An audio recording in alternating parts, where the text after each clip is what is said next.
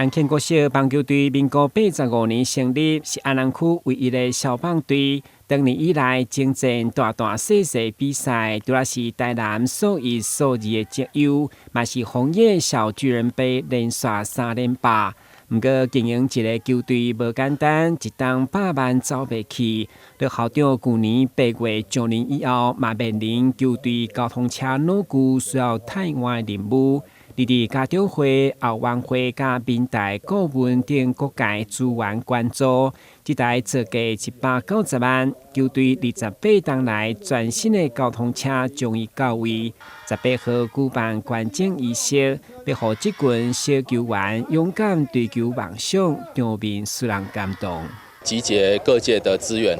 那我们家长会来募资，3个月达到64.7万。好，那这个过程其实很感动啦，因为大家也希望我们的国球的基层的这样的一个训练站能够越来越扎实。在这个过程当中，我们由衷的感激所有帮助我们安庆棒球队的这些相关的资源，谢谢。这次他们有提到说，交通车好像另外那一部更旧，必须要淘汰，有需要，那我就想说，既然要换就换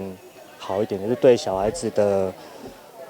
交通会比较有保障，比较安全让小朋友可以比较安心的去比赛。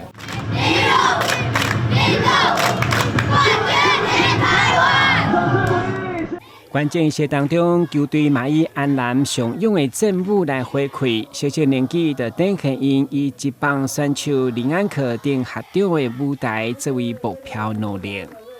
我未来想要打职棒，然后我要跟学长一样很厉害。然后我要更加努力练习。